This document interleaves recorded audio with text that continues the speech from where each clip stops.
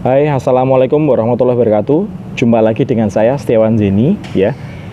Kali ini saya ingin membahas masalah kekurangan COD, ya. Nah, Pak, ada pertanyaan di inbox saya dan di email saya, Mas, kenapa kok eh, Anda membahas kekurangan COD dan Anda lebih senang menghindari transaksi COD, sementara beberapa marketplace itu dan beberapa mentor di sosmed itu menyarankan untuk mengaktifkan layanan COD. Nah, jadi gini, ya, kalau sahabat semua yang ada di sini yang sedang mulai berjualan online, yang sedang menjalankan transaksi online yang dengan modal cekak atau kalau saya boleh bilang modalnya terbatas, ya.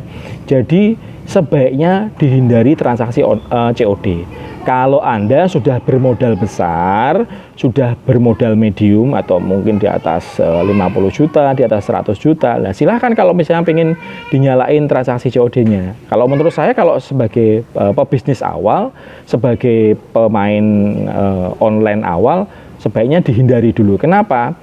Banyak transaksi COD itu yang gagal, ya. Akhirnya kita membayar kiriman ulang, kiriman balik itu 2 kali. Jadi kita ngirim ke penerima, penerimanya nggak mau terima, kan dikirim lagi ke pengirim. Nah, itu juga terkena 2 kali ongkos kirim.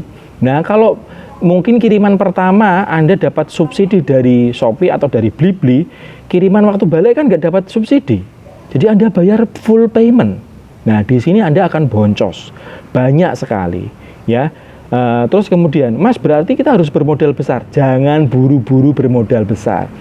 Buat apa Anda menyuntik dana 20 juta, 10 juta, bahkan sampai 50 juta, sementara Anda belum mahir untuk menggenerate PO atau menggenerate penjualan yang tinggi. Ya, jadi saran saya, bukan masalah modalnya, tapi latihlah diri Anda supaya diri Anda itu mampu. Oke, assalamualaikum warahmatullahi wabarakatuh. Ini saya lanjut ke data, ya kan? Dari situsnya plugin ongkos kirim atau dari ongkos kirim, ya.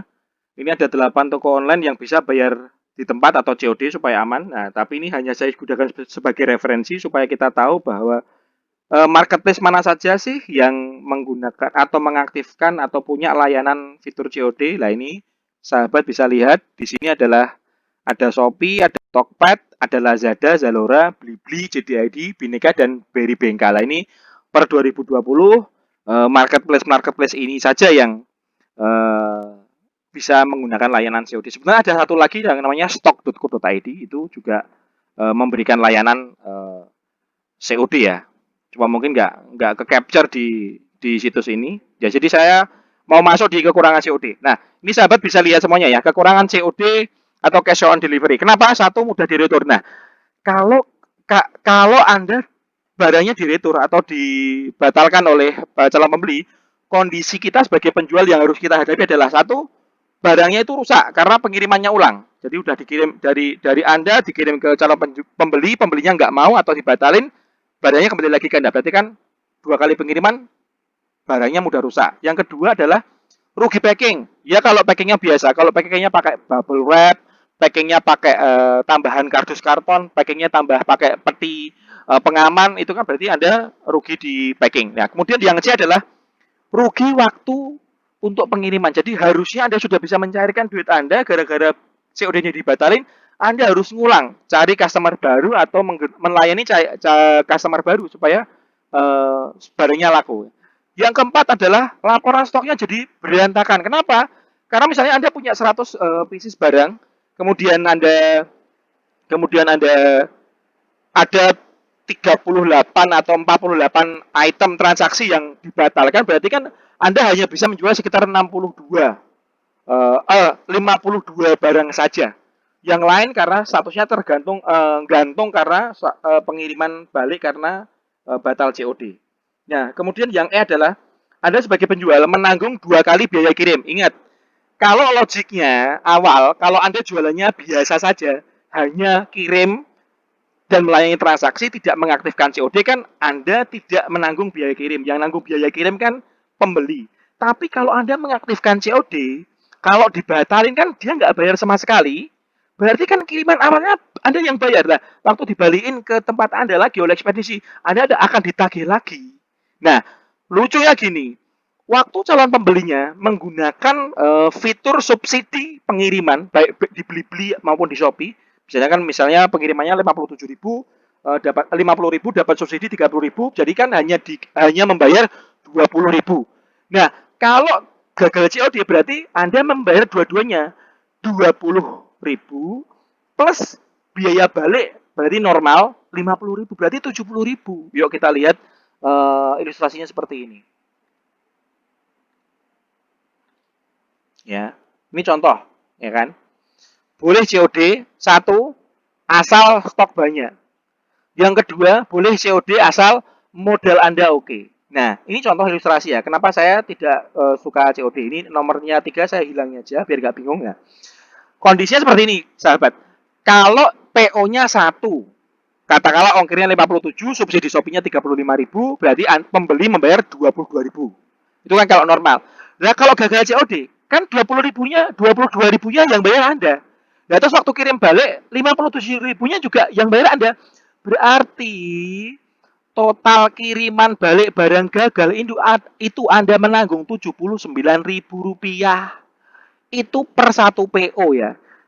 Contoh dalam kondisi lain, jika PO Anda hari ini ada 80 transaksi, dan yang gacot atau gagal COD, saya menyebutnya gacot ya, gagal COD itu saya singkat jadi gacot. Gagal COD itu 60%, berarti total barang total barang Anda yang gantung atau yang batal itu 48 transaksi. Kalau per transaksi, katakanlah dari Jakarta ke Semarang itu ongkos kirimnya 57.000, subsidi ongkir 35.000, pembelinya awalnya cuma bayar 22.000, berarti kan Anda kalau membayar kiriman awal sama kiriman kedua balik kan totalnya 79.000. Nah, 79.000 ini salah, bukan 77 tapi ini 79.000, ya kan? 79.000. Berarti kalau 48 PO, Anda harus nanggung 3,7 juta hanya untuk cash COD. Nah, Mas, kok Anda menyarankan untuk menghindari COD, sementara banyak pemain-pemain online shop di luar sana yang membuat video yang mengasih trip supaya sukses COD. Guys, ini karena saya praktisi dan saya praktek ya, bukan cuma ngecap ya, karena saya juga jualan, gitu kan. Nah, bayangin kalau modal Anda besar silahkan, tidak apa-apa diaktifin. Kalau stok Anda banyak silahkan diaktifin, tidak apa-apa, untuk sebagai bersaing sama yang lain.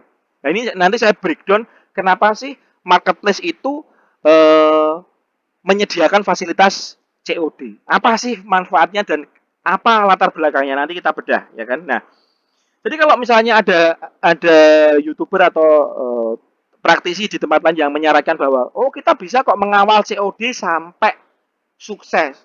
Guys, Anda itu sendirian, admin sendirian, kirim barang sendirian, update produk-produk sendirian. Kalau Anda sudah punya tim 5, punya tim 10, enggak apa-apa, enggak masalah. Ini kita mulai awal ya. Saya kawal Anda, saya bimbing Anda, saya dampingin Anda mulai awal membangun bisnis online, mulai awal membangun toko online. Ya apa-apa semuanya sendiri. Jadi kita meminimalisirkan cost operasional. Ya. Jadi kalau di luar ada yang ngasih tips cara sukses mengawal COD ya, itu akan lama. Anda akan rugi di waktu, Anda akan rugi di ongkos kirim balik. Ya, jadi kalau Anda pengen meminimalkan ongkos kirim, meminimalkan ongkos produksi dan supaya cuannya itu bisa generate besar dan kumulatif, ya ini sebisa mungkin hindari untuk mengaktifkan layanan fitur COD. Oke? Nah, terus yang saya pengen sampaikan ya, anda kan menanggung biaya kirim awal sama biaya kirim kedua. Nah, coba Anda lihat di Shopee. Kalau Anda udah punya toko dan Anda menghidupkan fitur COD, itu ada klausulnya, ada S dan K yang perlu Anda baca. Ada biaya penanganan. Misalnya barang dikirim sama kurir atau ekspedisi ke alamat pembeli dan pembelinya nggak ada di rumah. Pembelinya rumahnya tutupan, ya pintunya nggak dibuka tapi bunyinya terkunci, dicari-cari 2 kali, 3 kali, ditunggu sampai 15 menit kan dia harus ngirim ke tempat yang lain. Nggak ada, berarti kan barangnya langsung dibuat batal COD. Bener nggak? Seperti itu. Nah, itu sama ekspedisi, sama marketplace itu ada yang namanya biaya penanganan. Biaya penanganan di Shopee itu sekitar 7 sampai 8%. Nah, itu nanti Anda bisa coba juga. Nah, berapa besar kos yang hanya untuk nangani gagal batal COD ini, kawan-kawan? Kan duitnya bisa buat Anda modal untuk muter cari supplier lagi. Gitu. Ya, jadi kenapa sih saya kekeh banget untuk bisa menghindari batal COD? Ya karena dari pengalaman sebelumnya saya bergabung di salah satu marketplace terbesar ya di Indonesia dan data gagal COD itu ada sekitar 37 sampai dengan 42% per cycle. Per cycle itu per 1 bulan. Ya, bayangin perusahaan besar gagal COD-nya sekitar 37 sampai 48%.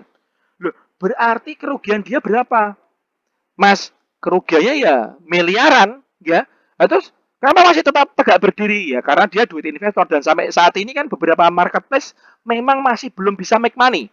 Karena mereka rata-rata masih cari duit investor dan mereka bakar uang. Nah, seperti itu. Ya. Ini saya berikan dan ikannya lagi, ya kan? Terus gimana, Mas? Nah, ini nanti. Terus ini kondisinya seperti ini. Ini di sebelah kiri saya itu kan ada marketplace di Indonesia yang ini marketplace di Indonesia ini masih kurang satu ya namanya stok ya STOCK kalau STOCKS kalau nggak salah stocks itu kantornya di Jogja ya kan. Nah ini di sebelah kiri saya ini kan ada beberapa marketplace yang bisa punya aktivitas COD. Nah, Mas, kenapa sih marketplace itu menggunakan fasilitas COD itu fungsinya buat apa? Fungsinya dua, sahabat.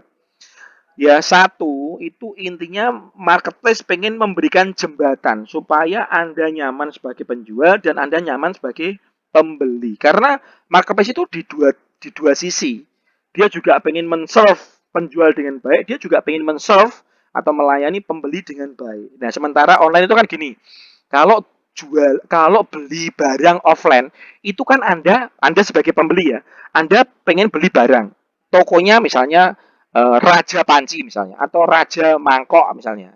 Anda kan nggak tahu toko itu di mana. Tapi kalau misalnya toko barokah elektronik misalnya, toko barokah abadi, tokonya konvensional offline, Anda bisa datangi tokonya atau Anda sering lewat toko itu kan Anda tahu dah. Anda kan bisa komplain atau apa-apa atau melakukan penukaran barang. Nah, kalau tokonya online kan agak susah, makanya COD itu sebagai jembatan supaya sellernya trust, penjualnya juga, pembelinya juga trust. Itu fungsinya, ya.